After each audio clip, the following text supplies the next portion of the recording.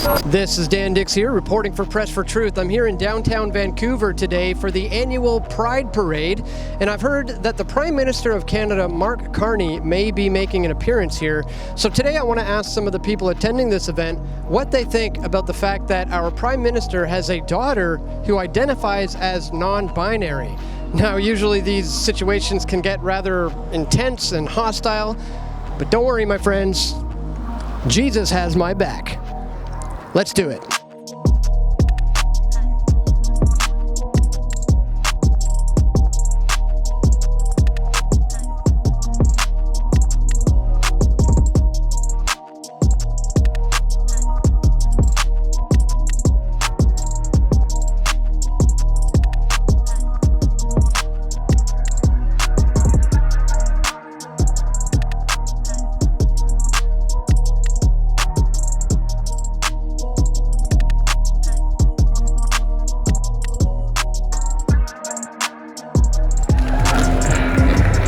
Alright guys, anybody who tries to tell you that this is not about grooming young children, they are absolutely lying to you, because as you just saw, there were a number of school buses and young children all over the place when there's nothing but absolute debauchery going on here. Why anybody would bring their young kids here is beyond me.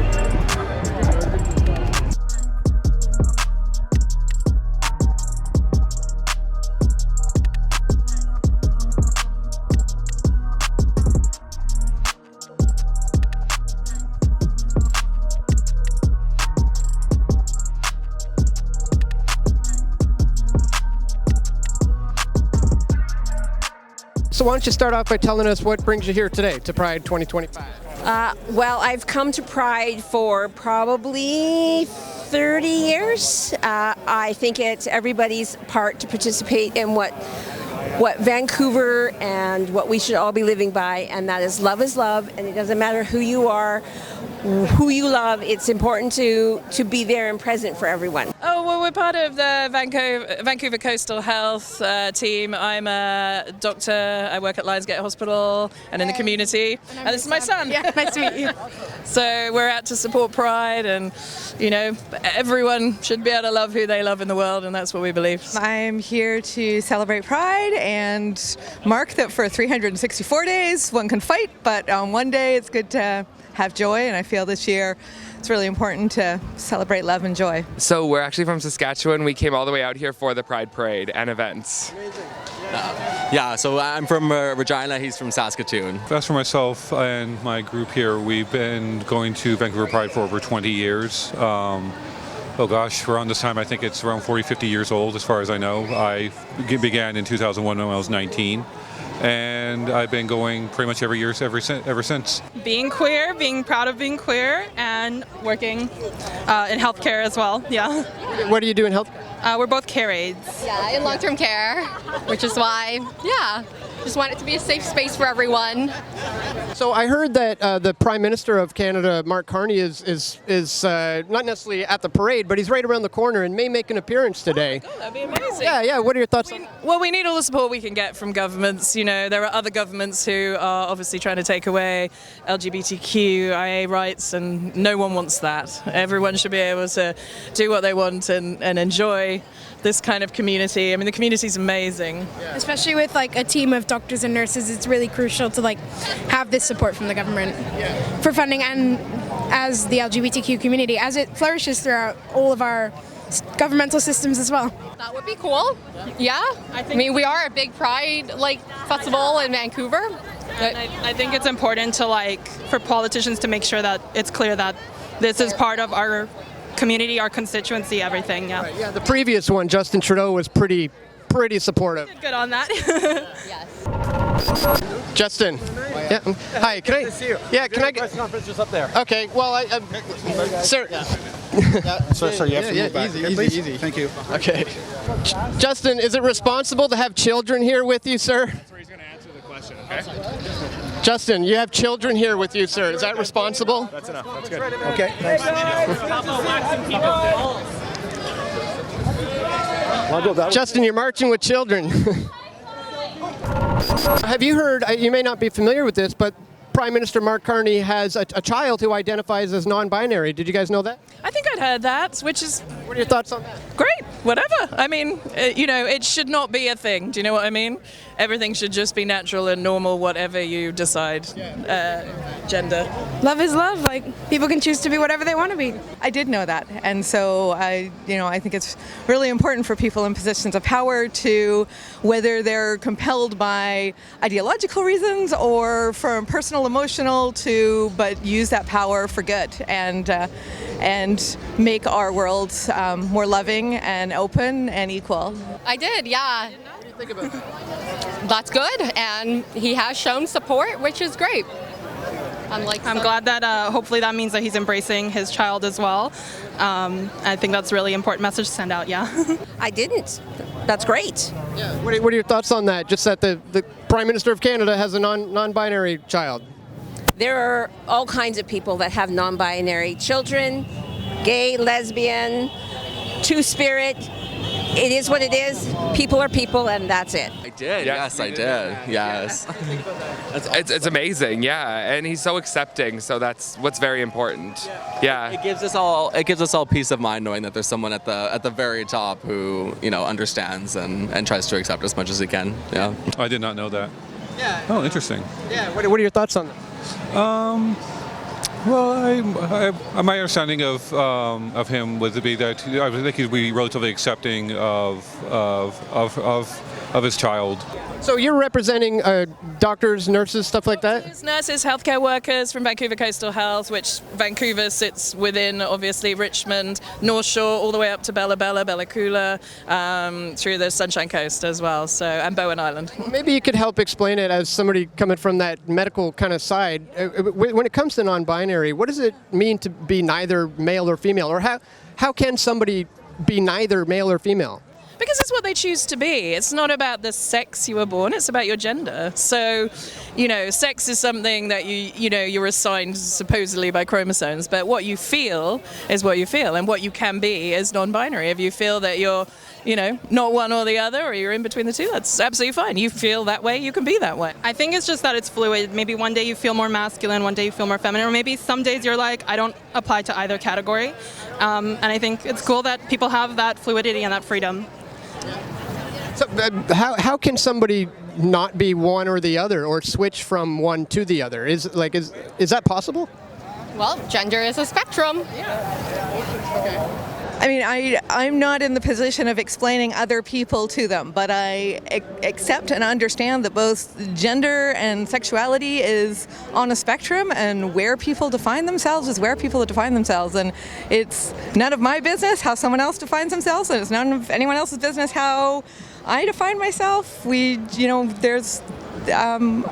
just think we should be able to love and embrace everyone. Yeah. So it's more of a gender thing. So it's not so much connected to your physical anatomy. It's more so your expression and your clothes and how you sort of identify. And that doesn't mean non-binary doesn't mean you have to dress so androgynous. It's more so just your identity and how you feel sort of inside. That's why I was wondering how could somebody not be either male or female, right? Sure. For sure. Yeah, it's more so I don't know, you can think into the history of things. There's David Bowie and whatnot. I think in another time there'd be a lot more, if it was more accepting, you'd see it more.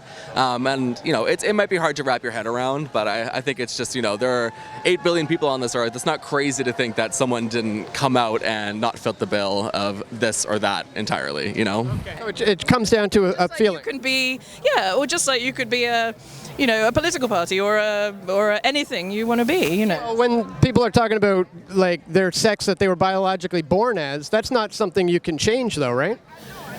You can't change your actual kind of chromosomes. No, that's not something you can change. But if you feel that you were born as the wrong sex, then there are ways to support that care. And obviously, Vancouver Coastal is part of the trans care community, and those people deserve care as much as everybody else. I have some non-binary friends, and it's just that they don't feel like they should be either male or female, just exist, It doesn't matter that what they were born as or what they medically are. It's just what they feel and how they go about in the world as their perspective. I think that we need to let people choose themselves because they know what they feel. Okay. So you can choose whether you're one or the other? Is it a choice or is it biological? It is what is within their spirit. That's So his child was biologically born a female.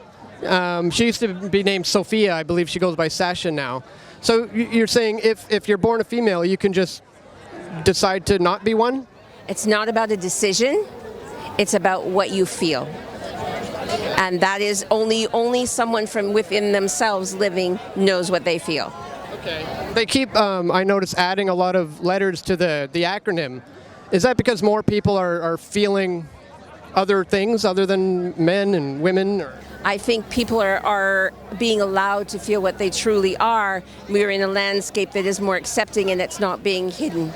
That's what I feel. Now, the place where Mark Carney sent his child is in England in 2013. It was called the Tavistock Clinic. I don't know if you've heard of that, but they've since been shut down, actually. They were sued by over 1,000 families who were concerned that they were convincing young children that they're born in the wrong body. That's rubbish. I mean, that's just rubbish. People don't convince anybody. People don't just decide either. It takes, a lot of emotional energy and counseling and things to discuss these things. But what we need people to know is that it's okay to feel those things. That's what you need to know. You need to have the empathy to listen to people and what they decide that they want.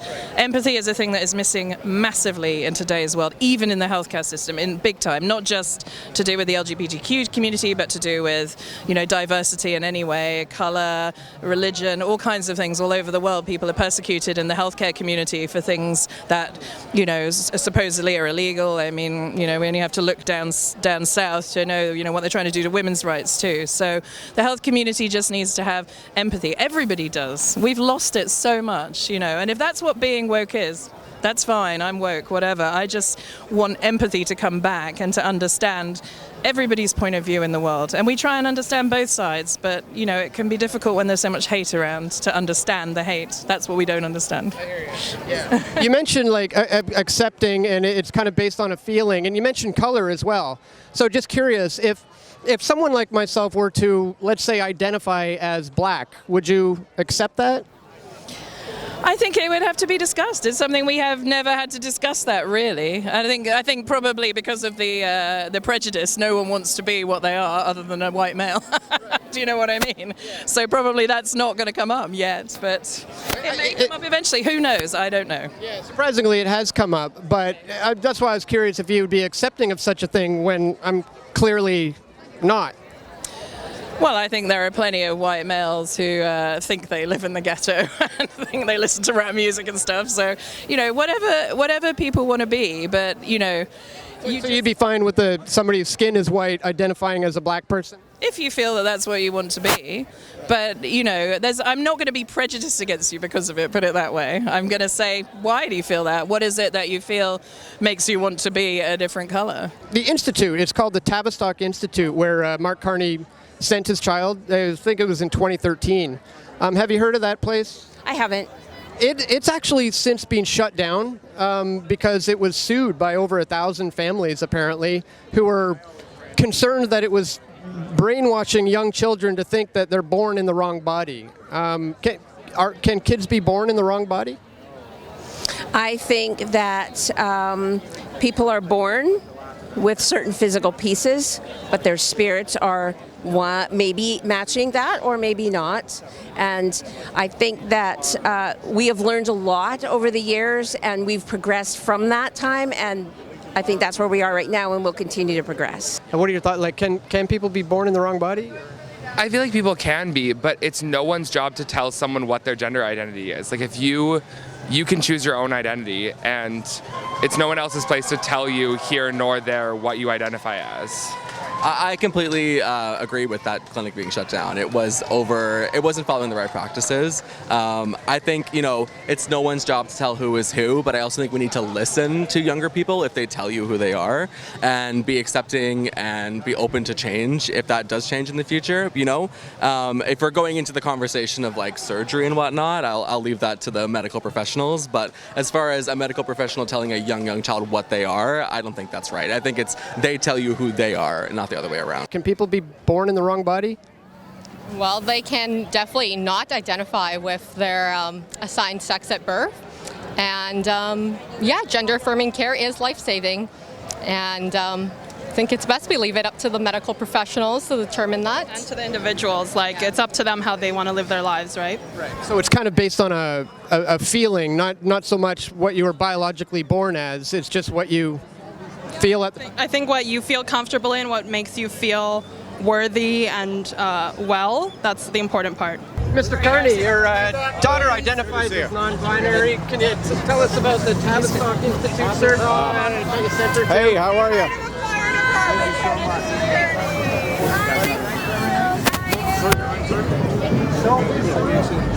Mr. Bilderberger Carney. Mr. Prime Minister, back down from the guy in the south, please. Oh, no, okay. All right, that's good. I back. Just need you to back up, please. Everybody else can get in there for a question. No, Why can't I? I just need you to back up a bit. Okay. Hi, Mr. Carney. How you doing? How are you? That's great. Your daughter identifies as non-binary, sir. Sorry. Yes. Excuse me. So here's Mark Carney making an appearance at Pride, and getting pushed around quite a bit by Secret Service here, but. I need you to back up, please. Yes, we're mustard. I need you to back up, please. I'm good right here, my man. Look at all these guys. What are you talking about? They're with that. Yeah, You're not. I'm part of the press.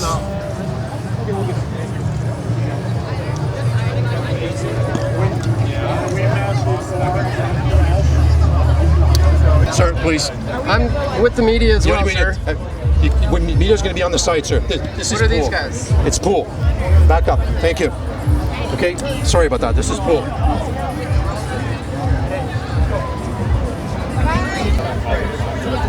Where is John? Mr. Carney. Sir, are you aware that Tavistock Gender Clinic, where you sent your daughter, is being sued by 1,000 families? Your thoughts on that, sir? Yeah, no, it's all good. Just don't get in the way, okay? I'm not.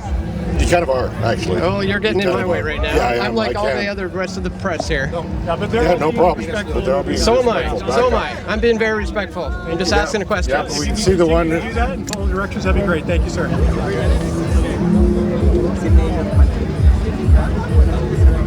That's supposed to be on the outside. You don't have a red wristband. You're on the outside. Let's go. Let's go. Yeah, I'm good here, my man. You're over here. You're over here, or are you gonna go? Gonna go where? You're gonna go. Gonna go where? Can I get you to ask you to over No, here? you can ask all you want. I'm good here, my man. All right. So now I'm asking you. I'm a police officer. Okay. If not, I will have to put you under arrest. Arrest for what? You are. On the outside, please. I'm what? Please go this way. You can keep asking me. Can you not push me? I'm asking you to go this way. I'm well away from the Prime Minister. You can back off now. Perfect. Like, this is open to the press. This is all media in here. And you are who? I'm with the media. Who? Press for Truth, PFT News. Okay, you're not with the media. We're not with our approved media. No, So so you're, only the approved media. you're not with our approved media.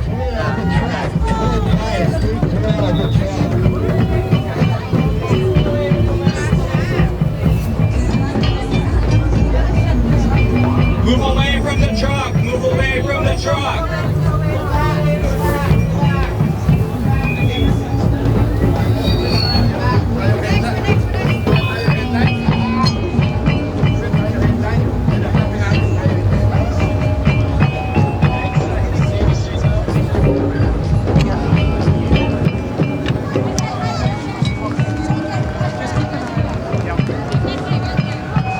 Hey, Victor. All right, so as you heard, they're only apparently allowing in approved media, whatever that means, but they don't want to allow any real questions from real citizen journalists here, and they've got me pegged right now. We had an opportunity to speak with Mark Carney, but his thug goons were all over me, pushing me and grabbing me, saying only the approved media is allowed to ask questions. Surprise, surprise, not very inclusive of the new Prime Minister.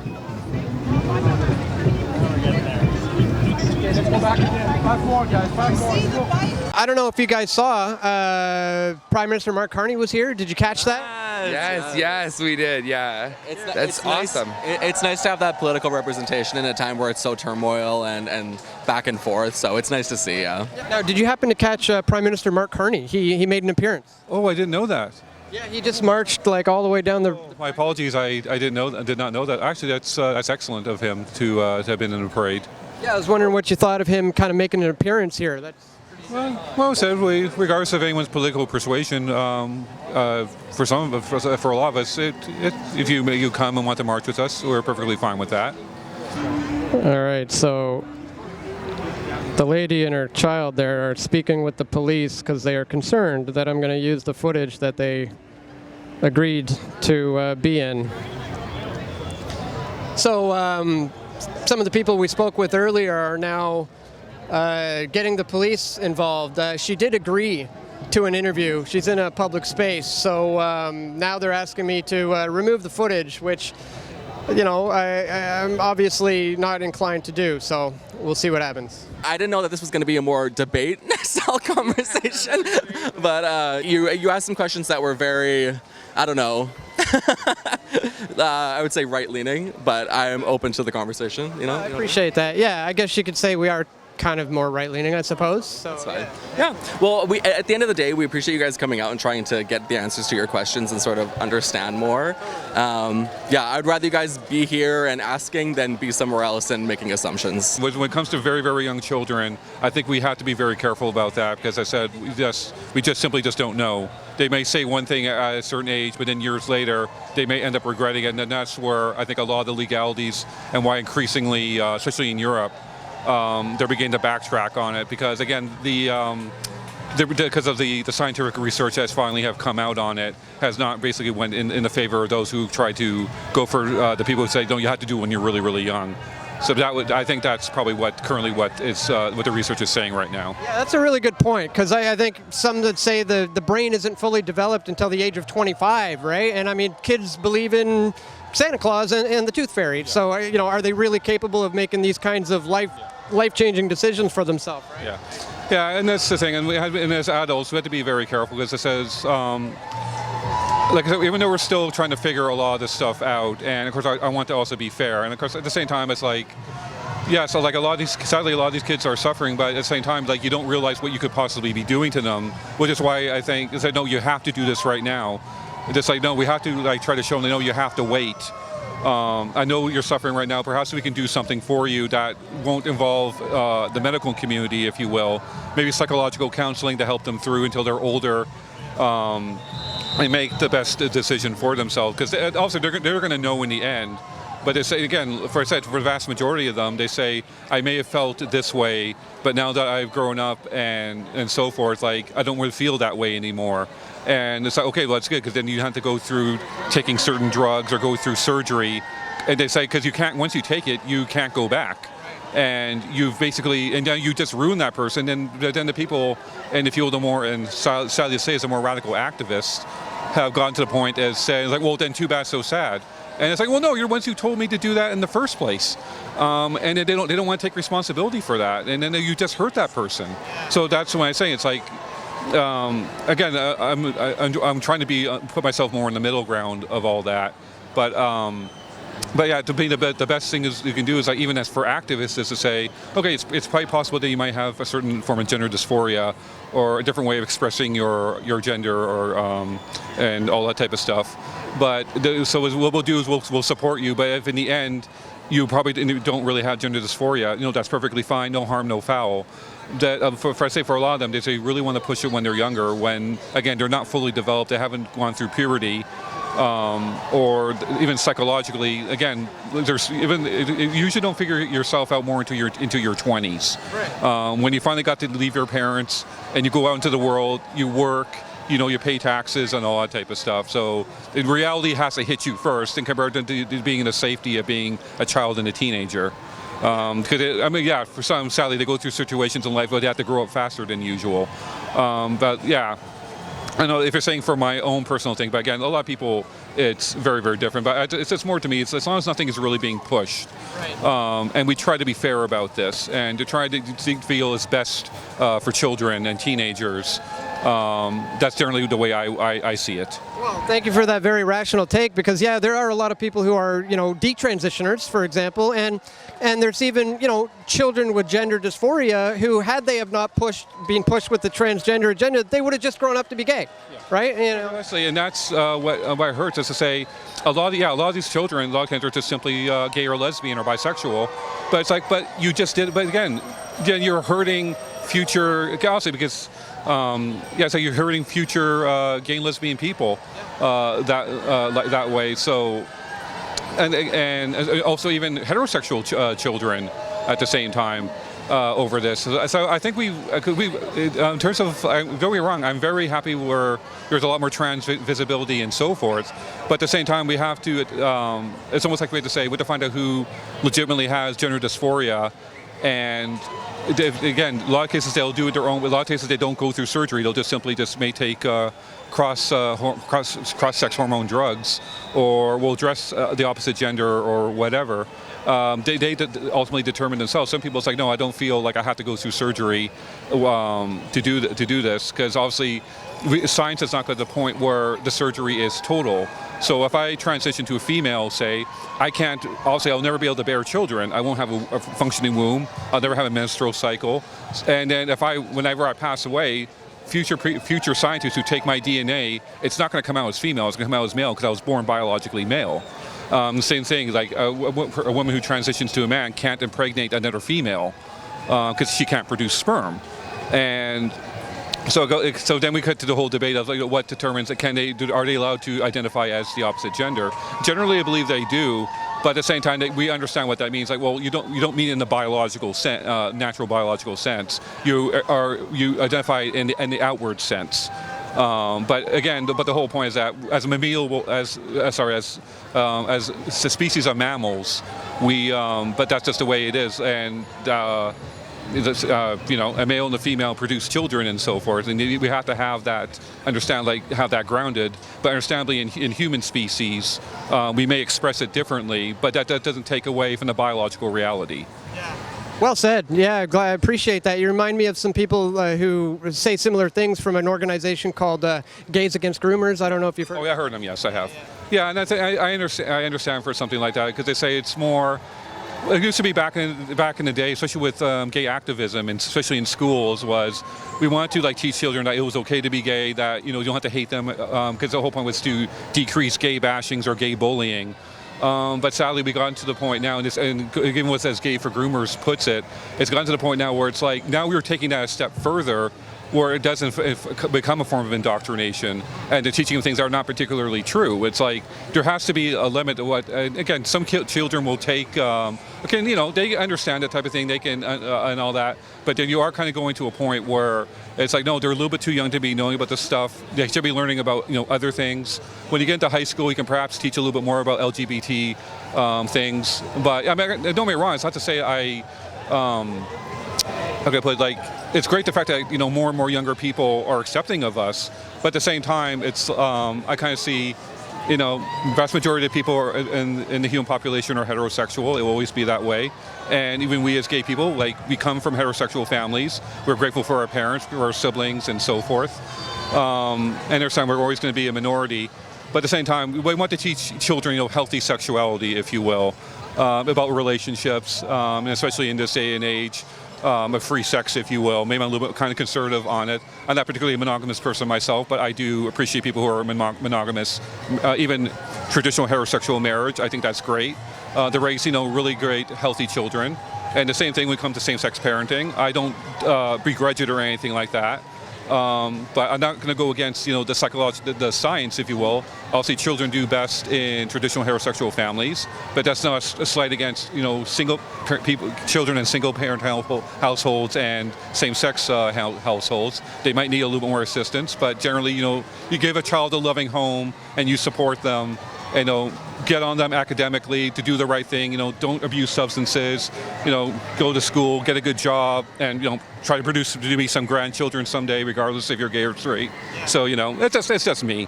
But I probably would just probably just put it toward that. But again, that's just more my positive spin on it, if you will. All right, guys, that pretty much ends up the end of the parade. Either way, I'm ready to get the heck out of here. I've had just about enough. We've got some interesting interviews in today, some of the usual typical responses when it comes to young children being transitioned. Most people were obviously here in favor of that, except for that one guy who was very rational when it came to the fact that children whose brains aren't even fully developed yet until the age of 25 should not be exposed to this kind of stuff, and it's tantamount to grooming. I also got a chance to speak with Prime Minister Mark Carney. I went live as soon as I saw that he was in attendance. I got up close enough to ask him a question about the fact that he sent his daughter to the infamous Tavistock Gender Clinic and that it has since been shut down and sued by over 1,000 families because of the fact that they were brainwashing young children into believing that they are born in the wrong body. But as you saw, I was immediately surrounded by his goons and wasn't able to get any closer after that. But I certainly gave it a good try, guys. If you appreciate my efforts to bring you this type of information, I need your support. If you go to the Give, Send, Go campaign, located in the top link in the description, there you can make a donation to where I'll be able to hire bodyguards, for example, and security to help me cover these types of events, because there's certainly a great deal of hostility, surrounding me when I cover these types of events. But at any rate, as I said earlier, Jesus has my back, and so either way, I'm going to be okay. But again, if you would like to support my efforts to bring you this info, check out that Give, Send, Go campaign, or you can visit pressfortruth.ca/donate. And that's it for me, guys. I'm absolutely ready to get out of here and go home and see my beautiful wife. So thank you so much for tuning in. Please click that thumbs up button. Make sure you share this video. And stay tuned, guys. I'm going to have more video reports coming soon, God willing. This is Dan Dicks reporting for Press for Truth. We all want truth.